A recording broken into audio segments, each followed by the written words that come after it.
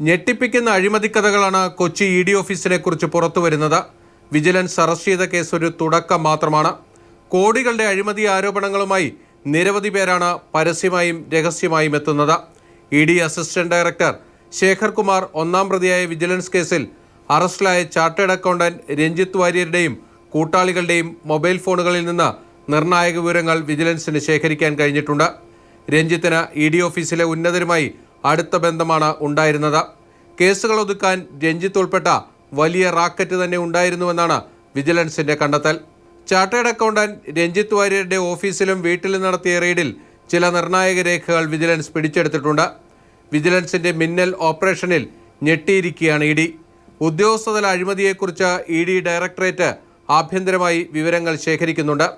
സംസ്ഥാനത്ത് രാഷ്ട്രീയ പ്രാധാന്യമുള്ള നിരവധി കേസുകൾ ഇ ഡി അന്വേഷിക്കുന്നുണ്ട്. ഇ ഡി ഉന്നതർ തന്നെ അഴിമതി കേസിൽ ഉൾപ്പെട്ടതോടെ ഇവയുടെ മുന്നോട്ട് പോക്കും ചോദ്യം ചെയ്യപ്പെടുകയാണ്. ഇടനിലക്കാർ വഴി വരുത്തി കൊത്തിച്ച് അവരിൽ നിന്ന് പണം ഈടാക്കി കേസ് അവർക്ക് അനുകൂലമാക്കി മാറ്റി കൊടുക്കുന്നു. രാജ്യവ്യാപകമായി ഇ ഡിയെക്കുറിച്ച് അങ്ങനെ ഒരു പരാതിയുണ്ട്. ഞാൻ എല്ലാ ഉദ്യോഗസ്ഥന്മാരും അഴിമതിക്കാരാണെന്നൊന്നും പറയുന്നില്ല. വലിയൊരു ശതമാനം അതിൻ്റെ അകത്ത് നല്ല അഴിമതിക്കാരായിട്ടുള്ള ഉദ്യോഗസ്ഥന്മാരുണ്ട്. കൊച്ചി ഇ ഡി ഓഫീസിൽ നിന്ന് അടുത്തിടെ സ്ഥലം മാറിപ്പോയ ഉന്നത ഉദ്യോഗസ്ഥരുൾപ്പെടെയുള്ളവരുടെ വരവിൽ കവിഞ്ഞ സ്വത്ത് സമ്പാദനമടക്കം വിജിലൻസിന്റെ മുന്നിലേക്ക് വരുന്നുണ്ട്. ബിനിൽ, മാതൃഭൂമി ന്യൂസ്, കൊച്ചി.